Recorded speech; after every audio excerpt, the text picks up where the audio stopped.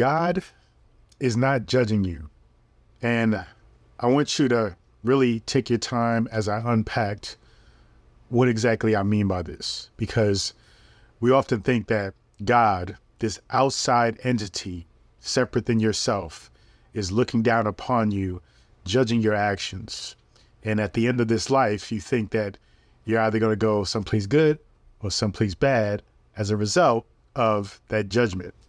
And something that I always share with people when it comes to God, really the universe and this grand consciousness that exists, is that it is neutral, you see. And to understand that God is neutral, you really have to really be observant and observe everything around you. Observe all the things that we often depict as good and bad, and even unpack this level of grand understanding, like, why does these things exist, right? And a lot of people say, well, they even question the existence of God because they defined God to be this very merciful and loving God, right? And there's nothing wrong with that, because I think all of God is ultimately love. But we have to understand that we cannot project our definition upon God with our own perception or perspective of reality.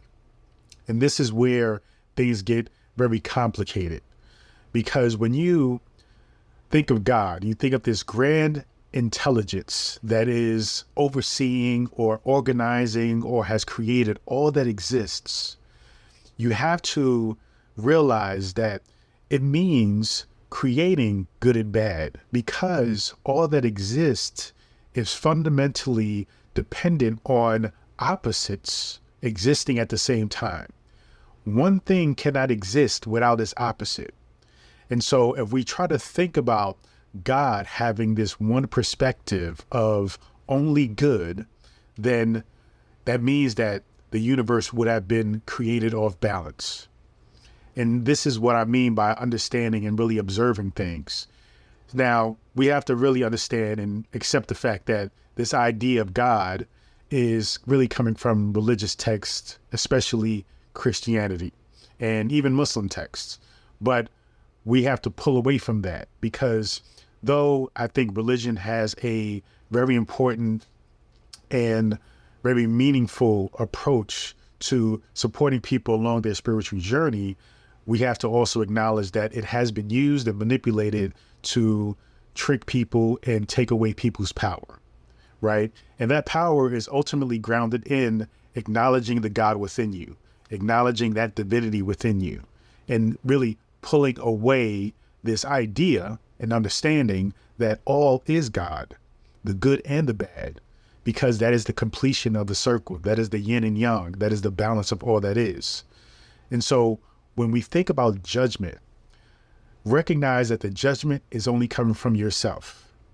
And though that judgment is coming from a higher mind, a higher aspect, or a higher intelligence of self, because it is you really looking at what you're doing versus what you could be doing, right? What you're doing versus, what you're being versus what you could be, right? What you are versus what you truly are. And this is what really the judgment comes from. It isn't coming from the God outside of us. It's really coming from the God within you, because you're not living up to your fullest potential. So when we think about this term, only God can judge me, recognize that that God is the God within you, because the God outside of all of this, organizing all of this, is not in a place of judging all that is. I feel that all it wants to do is to allow us to be, allow us to live however we see fit to live, in a way that resonates with us the most. You see, because that is what ultimate love is. It's allowing the individual, allowing the thing, the person, to actually express its life and live its life fully, without any restrictions, without any barriers, without implementing any fears or doubts or questioning. You see, so my idea, my understanding along this spiritual journey is that when we think of judgment, we must recognize that that is an internal judgment. That is something that is happening from your own consciousness, right? Your conscious is in giving you insights that you could be doing something better. Now, the thing with that is you don't want to be in a space where you're beating yourself up and you're feeling shame and you're feeling like, oh, because I've messed up, because I've quote unquote sinned or missed the mark, that I am not good enough, right? That I'm not smart, that I'm not able. That's not what we want to do, because every insight, every experience, every information that we get is a lesson that is meant to get you through the course, get you through into the path of your own self-realization. You just have to be willing to keep moving. And many times when we feel shame, we feel doubt, we feel like we may not be good enough, that creates a stagnation, that creates a stop, right? That stops you from moving forward. And you never want to be in that place, because when things stop in life, ultimately that means it's dead, right? And though your human form may be alive, right?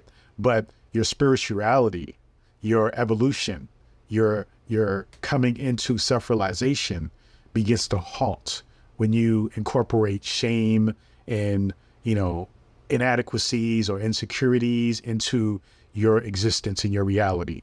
So be mindful that the judgment isn't from God above, right? That God loves you no matter what. But the God within you is the one that's just giving you insights that you can do so much more, or you are in fact more than you have been being thus far. And that is then your opportunity to listen to consciousness instead of identifying with ego and going along with the stories the ego has been giving you, right? From childhood, from trauma, from fears that has been implanted in you, from the things that you've been watching on TV or media, things of that nature.